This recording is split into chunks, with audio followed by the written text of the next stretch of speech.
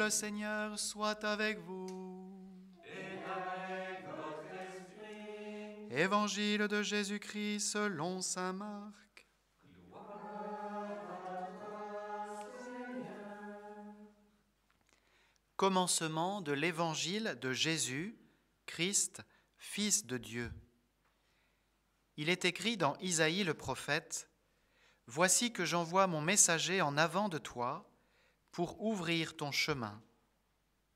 Voix de celui qui crie dans le désert, préparez le chemin du Seigneur, rendez droit ses sentiers. » Alors Jean, celui qui baptisait, parut dans le désert.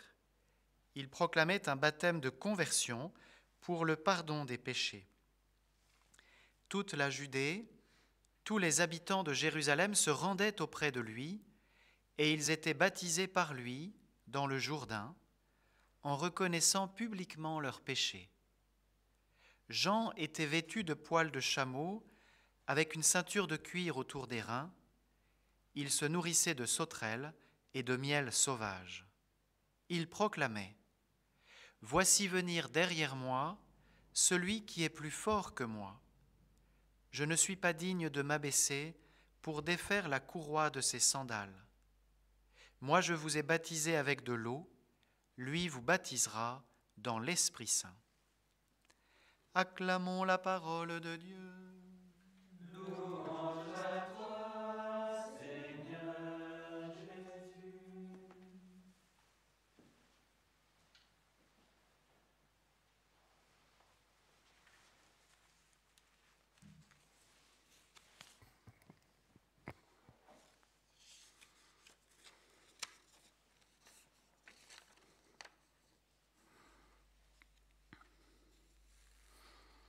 Frères et sœurs, en ce deuxième dimanche de l'Avent, les paroles que l'Église nous donne d'entendre, les paroles bibliques que l'Église nous donne d'entendre, sont à la fois des paroles de consolation, des paroles d'exhortation, un appel à la conversion. Je pense que nous, prêtres, nous aimons particulièrement et nous entendons d'une manière particulière le début de ce livre d'Isaïe que nous avons entendu dans la première lecture, « Consolez, consolez mon peuple ». Au chapitre 40 du livre d'Isaïe s'ouvre un long passage où Dieu exhorte précisément les ministres de son peuple à le consoler, en lui annonçant que sa peine a été payée. Et pour nous, prêtres, cet appel résonne fortement, précisément pour encourager le peuple, consoler mon peuple. N'est-ce pas un temps favorable pour accueillir ces paroles en ces jours, en ces temps plus complexes que nous traversons ? Oui, consoler mon peuple qui a besoin de ce soutien pour vivre la conversion. La grande figure qui éclaire ce deuxième dimanche de l'Avent est celle de Jean-Baptiste. Les deux grandes figures de l'Avent sont la Vierge Marie et Jean-Baptiste, mais Jean-Baptiste marque plutôt le début de l'Avent, qui nous prépare, qui nous ouvre tout de suite à la conversion. Marie va prendre toute sa place, si l'on peut dire, au terme de l'Avent, en particulier évidemment dans sa conclusion à la Nativité. L'appel à la conversion, c'est le message du Baptiste, bien sûr, mais c'est le message du Christ par excellence. Jésus, dans les évangiles, commence, et en particulier chez Marc, par cet appel « Convertissez-vous et croyez à la bonne nouvelle ». Le message de Jean-Baptiste est donc véritablement déjà le premier écho du message de l'Évangile. Et ce message est extrêmement fort. Jésus lui-même, à plusieurs reprises, nous exhorte à la conversion de manière très incitative.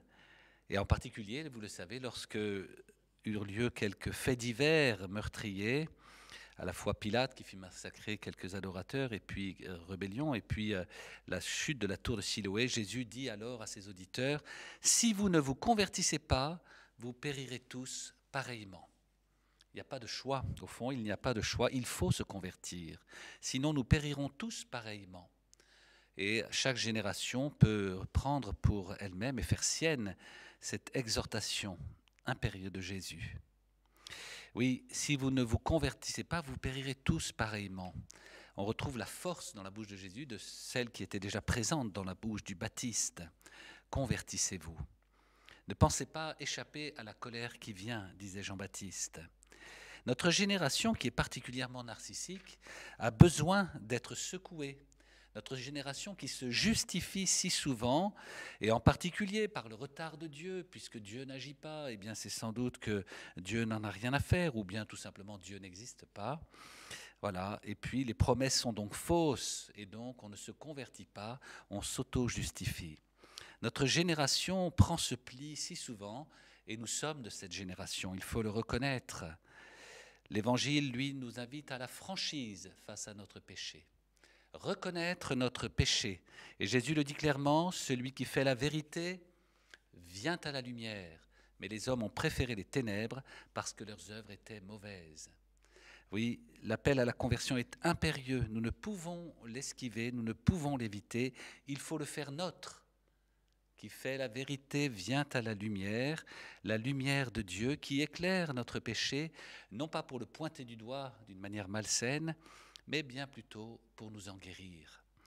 C'est la vie dans l'esprit à laquelle nous appelle déjà Jean le Baptiste lorsqu'il nous dit « Lui vous baptisera dans l'Esprit Saint et dans le feu purificateur, le feu de l'esprit, est aussi le feu de la vie, celui qui réchauffe nos âmes de la vie divine. » Alors, frères et sœurs, en ce temps de l'Avent, accueillons la patience de Dieu.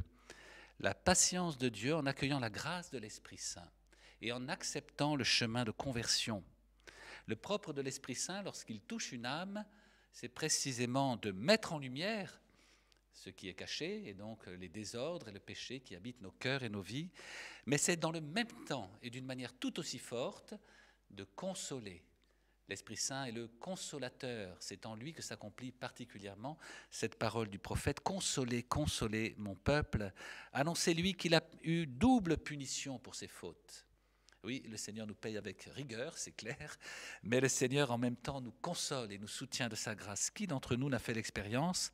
En tout cas, je la souhaite à chacun, cette expérience où véritablement l'Esprit déniche de notre cœur le péché, mais en même temps nous fait surabonder en nous sa consolation et nous permet alors un chemin de conversion. Bien souvent, évidemment, nous cherchons plutôt à esquiver cela et pensant par nos propres forces pouvoir nous tirer de nos péchés, nous nous enfonçons bien plutôt dans les ténèbres. Frères et sœurs, aujourd'hui, la figure de Jean le Baptiste nous invite à ce chemin. Jean le Baptiste est un messager austère. L'évangile de Marc le souligne, peu d'entre nous vivent au rythme de vie qu'il avait, mangeant des sauterelles et se vêtissant de poils de chameau. Mais messager austère et apocalyptique qu'il était, puisque Jean-Baptiste était vraiment celui qui proclamait les temps de la fin, la venue du Messie, Jean le Baptiste est en même temps le serviteur humble et caché, le serviteur fidèle qui voudra passer derrière le Maître. Je ne suis pas digne de délier la courroie de ses sandales. Jean-Baptiste, celui qu'on a pris pour le Messie, mais qui renvoie véritablement au Messie et qui ne s'attribue rien. Cette figure de Jean le Baptiste, cette figure austère, nous invite à prendre nous aussi parfois le chemin de l'austérité, mais surtout à accueillir justement les appels concrets à la conversion. Je suis toujours frappé face à la figure de Jean le Baptiste de voir combien face à l'urgence des temps qu'il proclame, en même temps il appelle à la paix. Jean le Baptiste appelle à la paix et non à la panique. Aujourd'hui, beaucoup nous poussent à la panique, au trouble, à l'inquiétude. Jean le Baptiste, lui, nous pousse à considérer l'urgence des temps, mais il nous invite à la paix. Il est frappant de voir que dans l'évangile de Luc, l'évangéliste de la miséricorde divine, l'évangéliste de la mansuétude divine, Luc prend le soin de noter quelques dialogues entre Jean le Baptiste et ses auditeurs. Il est celui qui souligne que Jean le Baptiste ne demande pas des choses extravagantes à ses auditeurs. Il les appelle à la conversion dans leur devoir d'État. Cela est très beau, je vous invite à reprendre ce passage dans l'évangile de Luc.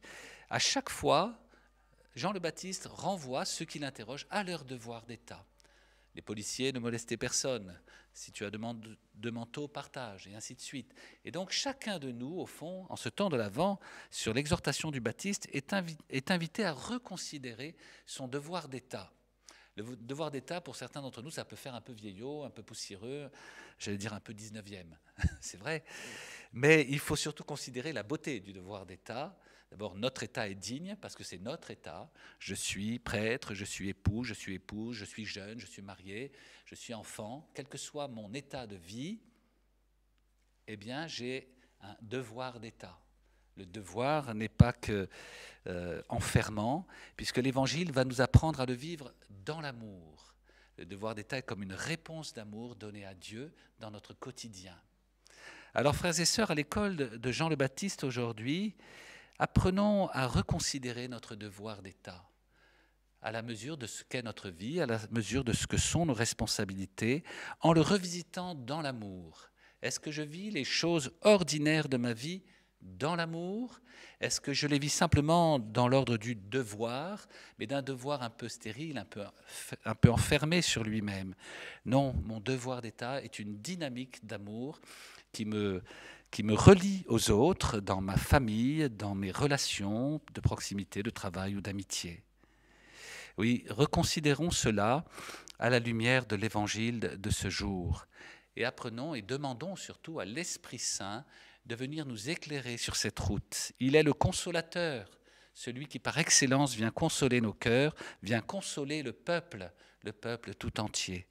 Demandons cette effusion de l'Esprit sur l'Église aujourd'hui, qu'elle se laisse consoler au milieu des adversités qu'elle traverse, qu'elle accomplisse fidèlement, avec amour et persévérance, son devoir d'État, vivre de l'Évangile, annoncer l'Évangile.